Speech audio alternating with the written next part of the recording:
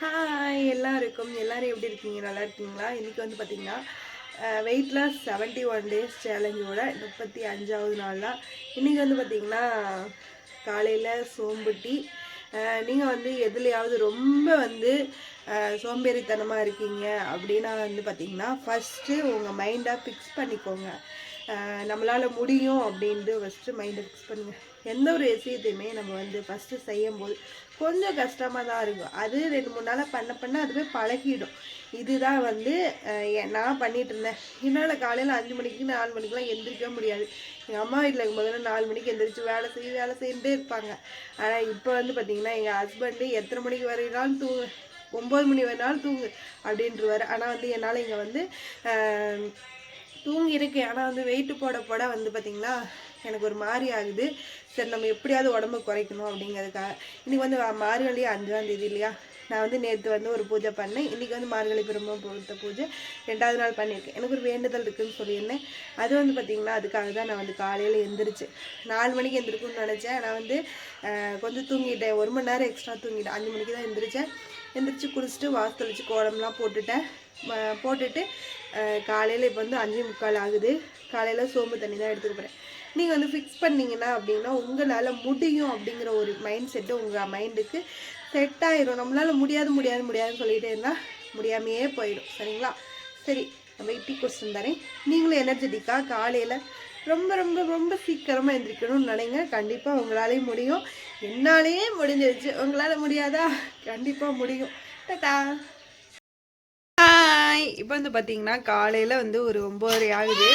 நான் இன்னும் சாப்பிடவே இல்லை. நான் வந்து இன்டர்மீடியன்ட் ஃபாஸ்டிங் அந்த மாதிரி எடுக்கலாம் அப்படின்னு சொல்லி நினச்சிக்கிட்டு இருக்கேன். ஸ்டார்ட் பண்ணிட்டேன். காலையில் சோம்பு தண்ணி குடித்தேன் இல்லையா, அதோட வந்து ஸ்டாப் பண்ணிட்டேன். இப்போ வந்து காலையில் எதுவும் எடுத்துக்கல. மதியமாக ஒரு 12 மணி போல் ஃபஸ்ட்டு மீல் எடுத்துகிட்டு அதுக்கப்புறம் பார்த்துக்கலான்ட்டு இருக்கேன்.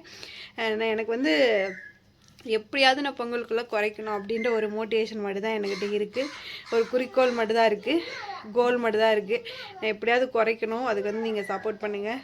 மறக்காமல் உங்களுக்கு தெரிஞ்ச டிப்ஸை ஷேர் பண்ணுங்கள். ஓகேவா? சரி, நான் வந்து என்னோடய ஃபாஸ்டிங்கை கண்டினியூ பண்ணுறேன். எனக்கு வந்து ரொம்ப ரொம்ப ரொம்ப ஒரு ஒரு வெறியோடு இருக்கேன் சொல்ல போனோம். ஹாய் எல்லாருக்கும் வணக்கம். இப்போ வந்து பார்த்திங்கன்னா மணி வந்து 1:40 ஆகுது. சரி, நான் எக்ஸசைஸ் பண்ண போகிறேன். நேற்று பண்ணலையா, இன்றைக்கும் பண்ணலைன்னா ஒரு மாதிரி ஆயிரும். எனக்கே ஒரு மாதிரி ஆயிடுச்சு நேற்று. ஐயோ, நேற்று ஒரு நாள் விட்டுட்டேனே அப்படின்னு சொல்லிட்டு இன்றைக்கி வந்து அதுக்கு எக்ஸசைஸ் பண்ண போகிறதுக்கு முன்னாடி ஒரு சில டிப்ஸு. என்ன டிப்ஸ்னால், சி செக்ஷனுக்கு அப்புறம், ஏன்னா நான் வந்து சி செக்ஷன் தான் பண்ணினேன், எனக்கு வந்து பண்ணாங்க. அதனால நான் சொல்கிறேன். ஃபஸ்ட்டு எடுத்தோடனே நீங்கள் வந்து 1 hour ஒரு வீக்லேயோ சரி 2 வீக்ஸோ இல்லை 3 வீக்ஸ் ஆயிடுச்சு நான் வந்து எக்ஸசைஸ் பண்ண போகிறேன் அப்படின்ட்டு கிளம்பிடாதீங்க. ஏன்னா வந்து அப்போ காயம் கூட ஆறி இருக்காது. டாக்டரும் அதுக்கு கன்சல்ட் பண்ண மாட்டாங்க. அதுக்கு முன்னாடி பார்த்திங்கன்னா ஒரு கர்ப்பப்பை வந்து விரிஞ்சிருக்கும் இல்லையா, அது டெலிவரி ஆனதுக்கப்புறம் அது சுருங்கிறதுக்கு 1.5 மாதம் இல்லைன்னா 2 மாதம் முழுசாக ஆகும். அதுக்கப்புறம் தான் நம்மளோட வயிறே வந்து சுருங்க ஆரம்பிக்கும். ஒரு சிலருக்கு பார்த்திங்கன்னா வயிறு சுருங்க ஆரம்பிச்சிடும். ஒரு சிலருக்கு பார்த்திங்கன்னா அது அவங்களோட லக்கு. நம்மளை மாதிரி கோஸ்டிங்களுக்குலாம் ஆளுங்களுக்கெல்லாம் அப்படியே வயிறு வந்து உள்ளுக்கே போகாது. ஏன்னா அது டாக்டர் குழந்த பிறந்தவொடனே வயிறு உள்ளே போயிருன்னு சொன்னாங்களே, இன்னும் போகலையா அப்படின்னு சொல்லிட்டு நான்லாம் வந்து நிறைய டைம் யோசிச்சுட்டே இருந்திருக்கேன். ஏன்னா வந்து எனக்கு அப்படி தான் ஆச்சு. 64 கிலோவில் இருந்து 104 கிலோ வந்து இல்லையா, அவ்வளோ வந்து ஆர்வமாக இருந்துச்சு. எப்படா நான் வந்து டெலிவரி ஆகிட்டு நானும் மறுபடியும் 66 கிலோவுக்கு வருவேன் அப்படின்ட்டு. நானும் வந்து வெயிட் பண்ணி பார்த்தேன், குறையவே இல்லை. சரின்ட்டு நான் என்ன பண்ணேன்ட்டா, ஒரு 5 மந்த்து கிட்டக்க என்னோடய உடம்பு கண்டிஷனை பொறுத்து 5 மந்த்து 6 மந்த்துக்கெலாம் வந்து எக்ஸசைஸ் பண்ணக்கூடாது அப்படின்னு சொல்லிட்டாங்க. ஏன்னா என்னோடய உடம்பு கண்டிஷன் அப்படி இருந்துச்சு. சரின்ட்டு அதுக்கப்புறம் சின்ன வாக்கிங் அந்த மாதிரிலாம் போக சொன்னாங்க. என்னால் பாப்பா வச்சுட்டு போக முடியல. ஸ்டார்டிங்கில் வந்து பாப்பா வச்சுட்டு போக முடியல. அதுக்கப்புறம் நான் வந்து வாக்கிங் போனேன். ஒரு 2000-3000 ஸ்டெப்ஸ் நடக்கிற மாதிரி. அதுக்கே வந்து எனக்கு மூச்சு திணறுச்சு. ஏன்னா வந்து 100 கிலோ 102 கிலோ இருந்தேன் இல்லையா, அப்போ வந்து பார்த்திங்கன்னா எனக்கு 102 கிலோ இருந்தேன். அதனால் மூச்சு திணறுச்சு. அந்த மாதிரி பார்த்திங்கன்னா பண்ணாதீங்க. ஃபஸ்ட்டு எடுத்தோன்னே ஒரு 2000 ஸ்டெப்ஸுக்கு கோல் வச்சுட்டு டெய்லி ஒரு வாரம் கண்டினியூவாக பண்ணுங்கள். அதுக்கப்புறம் கொஞ்சம் இன்க்ரீஸ் பண்ணுங்கள். அது ஒரு மாதத்துக்கிட்டக்க நீங்கள் வாக்கிங் போங்க. அதுக்கப்புறம் கொஞ்சம் எக்ஸசைஸ் பண்ணுங்கள். கொஞ்சம் கொஞ்சமாக பண்ணுங்கள். எடுத்தோடனே நீங்கள் வந்து சரி நான் எக்ஸசைஸ் பண்ண போகிறேன் அப்படின்னு சொல்லிட்டு போனீங்கன்னா உங்களோட உடம்பு கண்டிஷன் மாறி போயிடும். அதுக்கப்புறம் பார்த்தீங்கன்னா கொஞ்சம் அது நீங்கள் அடுத்த டைம் நெக்ஸ்ட் டைம் நீங்கள் எந்த ஒரு எக்ஸசைஸுமே பண்ண முடியாத லெவலுக்கு கொண்டு போய் விட்டுரும். அதனால் கவனமாக இருங்குவோம். அதுக்கப்புறம் பார்த்திங்கன்னா தண்ணி ஃபீடிங் மதர்ஸ் இருக்கீங்களா, ஃபீடிங் மதர்ஸுக்கு வந்து ஃபஸ்ட்டு தண்ணி எனக்கு வந்து தண்ணி தான் நிறைய குடிக்க சொன்னாங்க. நான் ஒரு சில டைம் வந்து தண்ணி குடிக்காமட்டு ஹெட் பெயின்லாம் வந்திருக்கு. தண்ணி குடிக்கிறது, அதுக்கப்புறம் பேபிக்கு ஃபீட் பண்ணுறது, இது எல்லாமே வந்து வெயிட் லாஸுக்கு உதவும் அப்படின்னு சொல்லி எனக்கும் சொல்லியிருந்தாங்க. அதுக்கப்புறம் பார்த்திங்கன்னா எக்ஸசைஸ் வந்து ஒரு சில எக்ஸசைஸ்லாம் இருக்குது. நம்மளோட வயிற்று பகுதியில் உள்ள கொழுப்பை மட்டும் குறைக்கிறதுக்கான, அதாவது நம்ம சி செக்ஷன் பண்ணிவிட்டு ஒரு 6 மாதத்தில் 7 மாதத்தில் 8 மாதத்துலலாம் நம்ம எக்ஸசைஸ் பண்ணோன்னு கிளம்புறோம் இல்லையா, அப்போ வந்து நம்ம என்ன மாதிரி எக்ஸசைஸ் பண்ணணும் அப்படின்னா ஜம்பிங் ஜாக்கு, அப்புறம் வந்து பட் கிக்ஸு அதெல்லாம் வந்து பண்ணக்கூடாது. ஏன்னா வந்து அதெல்லாம் வந்து ஜம்ப் பண்ணுற மாதிரி ஒரு எக்ஸசைஸு.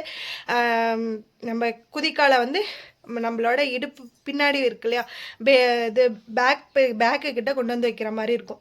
அந்த மாதிரிலாம் ஜம்ப் பண்ணக்கூடாது. ஏன்னா சி செக்ஷன் டைமில் புண்ணு இன்னும் ஆறு இருக்காது. ஒரு அந்த காயமான 7 லேயர் இருக்கும். ஒரு நம்மளோட உடம்பு தோல் பகுதி வந்து 7 லேயர் இருக்கும். அந்த 7 லேயருமே நம்ம கிழிச்சு தான் குழந்தை எடுத்திருப்பாங்க இல்லையா, அதுக்காக அது ஆறுறதுக்கு கிட்டத்தட்ட 1 வருஷம் ஆகுமாமா. அதுக்காக வந்து நீங்கள் வந்து அந்த மாதிரிலாம் பண்ணக்கூடாது. எனக்கு வந்து 1.5 வருஷம் ஆயிடுச்சு.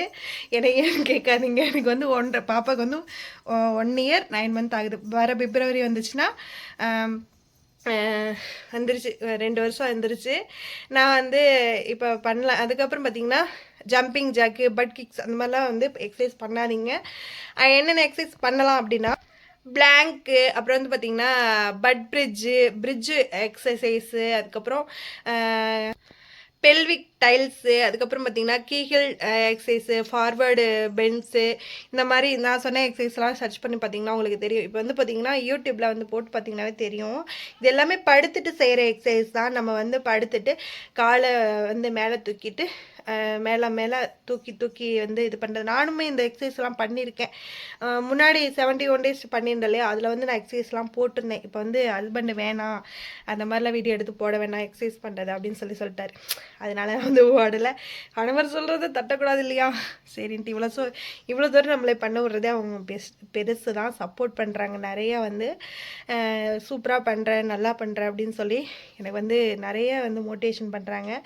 இந்த மாதிரி உலகத்தில் இந்த மாதிரி ஒரு கணவர் கிடைச்சது என்னோட ஒரு காடு கிஃப்ட்டுன்னு நினைக்கிறேன். சரி, இந்த மாதிரிலாம் நீங்கள் பண்ணாதீங்க, கவனமாக இருங்க. இப்படி நீங்கள் சி செக்ஷனுக்கு அப்புறம் எக்ஸசைஸ் பண்ண போகிறேன், பெல்லி ஃபேட்டை குறைக்க போகிறேன் அப்படின்னு நினச்சிங்கன்னா மறக்காமல் ஒரு டைம் வந்து டாக்டர் கன்சல்ட் பண்ணிக்கோங்க. எந்த டாக்டர் நீங்கள் வந்து சி செக்ஷன் பண்ணீங்களோ அவங்கள்ட்டே போய் கன்சல்ட் பண்ணிவிட்டு அதுக்கப்புறம் நீங்கள் வந்து எக்ஸசைஸ் ஸ்டார்ட் பண்ணுங்கள், உடம்பு குறைக்க ஸ்டார்ட் பண்ணுங்கள். ஓகேங்களா? இன்னொன்று மறந்துட்டேன். ஃபீடிங் டைமில் வந்து கார்போஹைட்ரேட் வந்து அதிகமாக இருக்க மாதிரி சாப்பிடுங்க. அதுக்கப்புறம் பார்த்திங்கன்னா ஃபீடிங் மதர்ஸ் மட்டும். அடுத்து பார்த்திங்கன்னா ஸ்வீட்டு அதிகமாக கொழுப்புள்ள ஸ்வீட்டெல்லாம் எடுத்துக்காதீங்க. நான் வந்து என் ஹஸ்பண்ட் வந்து தீபாவளி டைமில் ஸ்வீட் போடுவாரா, சரி பாக்ஸ் கணக்கில் கொண்டு வந்துடுவார், கிலோ கணக்கில் கொண்டு வந்துடுவார். நான் வந்து எனக்கு ஸ்வீட்னால் ரொம்ப பிடிக்கும், அதனால் அதெல்லாம் நிறைய சாப்பிட்ருவேன். ஒரு டைம் 2 தீபாவளிக்கு அப்படி தான் பண்ணேன். அதனாலே ஒரு வேளை ஏற்றி விட்டுருச்சா என்னன்னு தெரில. அந்த மாதிரி சாப்பிடாதீங்க. வெஜிடபிள்ஸ் எடுத்துக்கோங்க. அடுத்து வந்து பார்த்திங்கன்னா ஃப்ரூட்ஸ் எடுத்துக்கோங்க, நல்ல ஃப்ரூட்ஸ். அதாவது ஸ்நாக்ஸ் ஐட்டம்லாம் கடத்தினெல்லாம் எடுத்துக்காதீங்க. இது வந்து பெல்லி ஃபேட்டை குறைக்க முடியாது. வெயிட் குறைச்சதுக்கப்புறம் கிரேவிங்ஸ் இருந்துச்சுன்னா கொஞ்சம் எடுத்துக்கோங்க. சரி, நம்ம தான் வெயிட் குறைச்சிட்டோமே, இதுக்கப்புறம் நம்ம எப்படி இருந்தாலும் சாப்பிட்லாம் அப்படின்ட்டுன்னா மறுபடியும் வெயிட் போட்டு மறுபடியும் நம்ம வெயிட் லாஸ் இருந்து தான் ஆகணும். பண்ணுறோம், அது வந்து பர்ஃபெக்டாக பண்ணுறோம், கொஞ்சமாக சாப்பிட்றோம், அடுத்த டைம் வராத மாதிரி பார்த்துக்குறோம், அவ்வளோதான். இப்போ வந்து பார்த்திங்கன்னா நான் வந்து வெயிட் லாஸ் எக்ஸசைஸ் பண்ணிவிட்டு வந்துட்டேன். எவ்வளோ நேரம் பண்ணேன்னா 1:40க்கு ஸ்டார்ட் பண்ணி இப்போ வந்து 3 மணி ஆயிடுச்சு. 1.25 மணி நேரம் பண்ணியிருக்கேன். நிறைய எக்ஸசைஸ் வந்து புதுசாக நான் என்ன பண்ணினேன். இது வந்து பார்த்திங்கன்னா பெல்லி ஃபேட் எக்ஸசைஸ், அப்புறம் வந்து பட் கிக், அதாவது பின்னாடி இருக்கு இல்லையா, என்ன சொல்லுவாங்க, டக்குனு பட் ஃபிட் எக்ஸசைஸ் அந்த மாதிரி எக்ஸசைஸ்லாம் வந்து நான் பண்ணியிருக்கேன். அது வந்து முன்னாடி வயிற்றுக்கு உண்டான எக்ஸசைஸ், அதாவது பெல்லி ஃபேட்டுக்கு உண்டான எக்ஸசைஸு, அப்புறம் வந்து பின்னாடி கொழுப்பு இருக்கு இல்லையா, இடுப்பு சதை குறைக்கிறதுக்கான எக்ஸசைஸு. ஆனால் வந்து கண்டினியூஸாக வந்த எக்ஸசைஸே தான் ரொட்டீனாகவே வருது. நம்ம எப்படி வந்து சர்ச் பண்ணி எக்ஸசைஸ் இது பண்ணாலும் நம்ம என்ன ஆல்ரெடி பண்ணியிருக்கோமோ சேம் அதே மாதிரி தான் வந்திருக்கு எக்ஸசைஸ் பார்த்திங்கன்னா. ரொம்ப ரொம்ப சூப்பராகவே இருந்துச்சு. ஹீல் டச்செல்லாம் நான் வந்து ஒரு 2 மாதத்துக்கு முன்னாடி பண்ணினேன். பண்ணவே முடியல, வயிறெல்லாம் வலி எடுத்துருச்சு. ஹீல் டச் படுத்துட்டு காலை வந்து முட்டிக்கால் மல்லாக்க படுத்துட்டு காலை வந்து குந்த வச்சுட்டு அந்த நம்ம கையால் அந்த ஹீல் போய் டச் பண்ணோம். அந்த எக்ஸசைஸ் என்னால் சுத்தமாக பண்ணவே முடியல. ஆனால் வந்து நான் இன்றைக்கி வந்து பண்ணிட்டேன். என்ன ஒரு ஆச்சரியம்! அப்போ வந்து பார்த்திங்கன்னா எனக்கு வந்து தொப்பையெல்லாம் குறைஞ்சிருக்கு. ஒரு குட் நியூஸ், எனக்கு வந்து தொப்பையெல்லாம் குறைஞ்சிருக்கு. அப்படியே வந்து அப்படியே வந்து வயிறுலாம் உள்ளே போயிருக்க மாதிரி இருக்குது. ரொம்ப ரொம்ப ஹாப்பியாக இருக்குது. எப்படியாவது நம்ம குறைச்சிடணும் அப்படிங்கிற ஒரு வெறியோடு இருக்கேன். அப்புறம் வந்து பார்த்திங்கன்னா ஃபுட் கிரேவிங்ஸ் பற்றி கேட்டிருக்காங்க ஒரு சிஸ்டர். வந்து நீங்கள் வந்து என்ன ஃபுட்டு உங்களுக்கு வந்து கிரேவிங்ஸாக இருக்குது அந்த மாதிரி கமெண்ட் பண்ணுங்கள். அதுக்கு தகுந்த மாதிரி நான் உங்களுக்கு வந்து ஆன்சர் பண்ணுறேன். டீ காஃபி மேலே கிரேவிங்ஸ் இருந்துச்சுன்னா உங்களுக்கு வந்து ஜீரக தண்ணி, ஜீரா டீ, சோம்பு டீ, இந்த மாதிரி போட்டு பட்டை டீ இதெல்லாம் போட்டு அந்த டைமில் உடனே டீ குடிக்கிற மாதிரி இருந்துச்சுன்னா அந்த டைமில் உடனே வச்சு குடிங்க.